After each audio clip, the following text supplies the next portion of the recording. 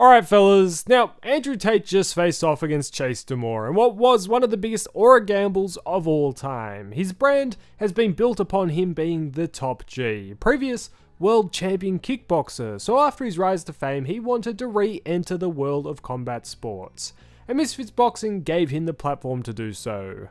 On paper, this should have been an easy fight for him, which would lead to huge opportunities down the line. Yet for Tate, this fight went almost as bad as it possibly could. So after this defeat, I want to break down how this fight came about, what happened in the fight itself, and most importantly, where does he go now after what many would see as a pretty embarrassing defeat? Now Tate, love or hate him, kinda was always destined to enter the realm of influence of boxing. A huge part of his brand has always been about fighting, and all of his past bouts really happened before the fame, so it was only a matter of time until we saw him back in the ring.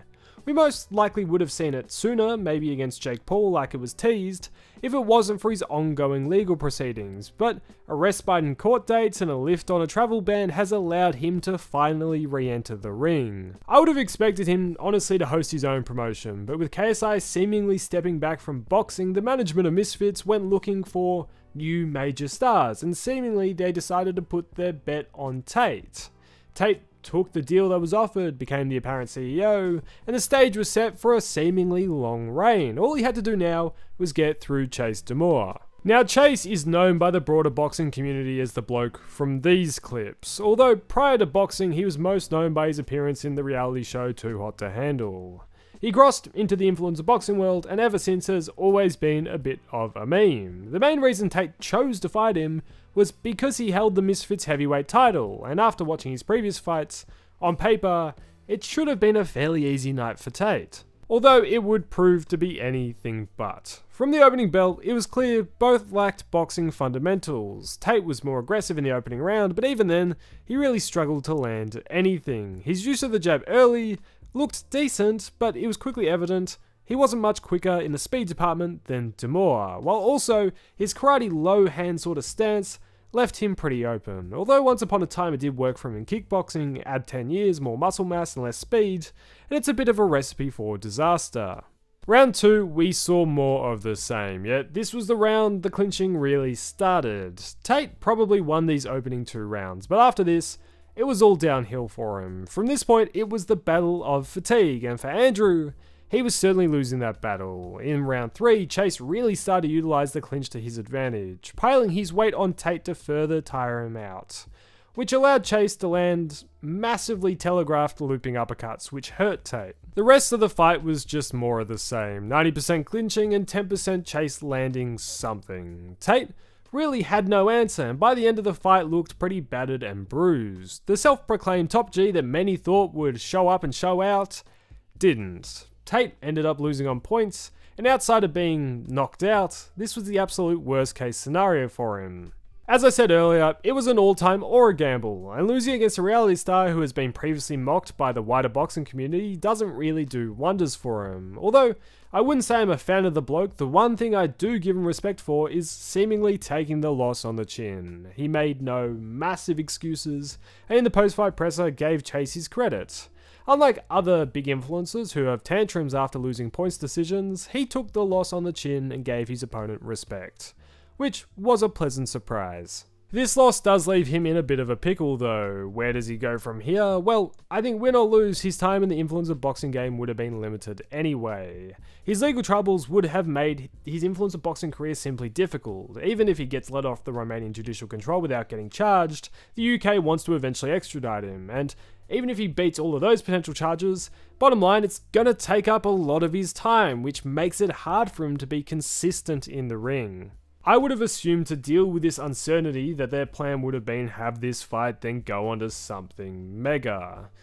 But this performance really has killed all momentum and hype around this combat sports journey of his now. If he fights again, it simply won't have the same sort of hype around it.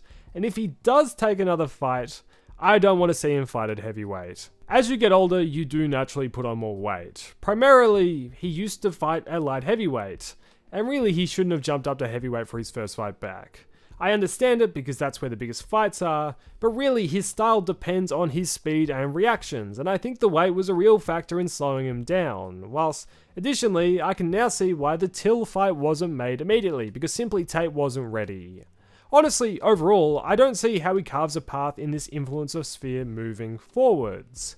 I don't think he would be really competitive in any of the big fights which could have been made. Paul, Fury, Till, none of those fights make sense now, and what wouldn't surprise me is if he ends up fighting somebody like Mayweather, but even then I don't really want to see that. I get that he will eventually want to try to avenge his loss, but say if he stays with Misfits, find the dregs of their roster to try and make a comeback, I don't think it will be worth his time. Tate's fighting days, in my opinion, should be behind him. Although he was once quite a high-level kickboxer, time catches up to all of us. Although, after a lot of talking for all these years, I think we all expected a lot more from him. On the other hand, Chase has put himself in a fantastic position. He pulled off the mega upset, and now most likely will have some mega opportunities ahead. You gotta give him his flowers. He did in the post-fight interview call out Tommy Fury, and honestly that could go down. Fury seems to not want to fight anyone vaguely close to his level, so Chase probably fits the bill as a potential comeback fight for him. Where Misfits Boxing also goes from here will be also interesting. Tate was their ticket back to real relevance, but after this loss, I'm not sure how the promotion will reach the heights it once had. The Prime card was an example of influencer boxing at its best.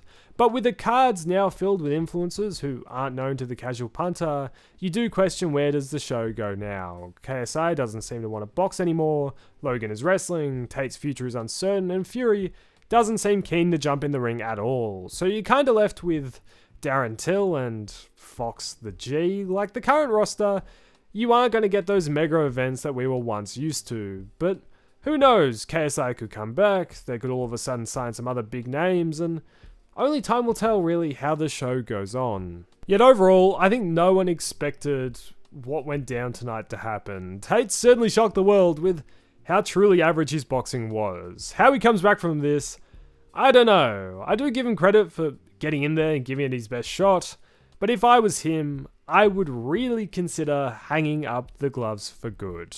But now, I want to hear what you think at home. If you've made it this far, I know you have some opinions. Let me know, is this what you expected from Andrew Tate's boxing debut? What do you think of his overall performance?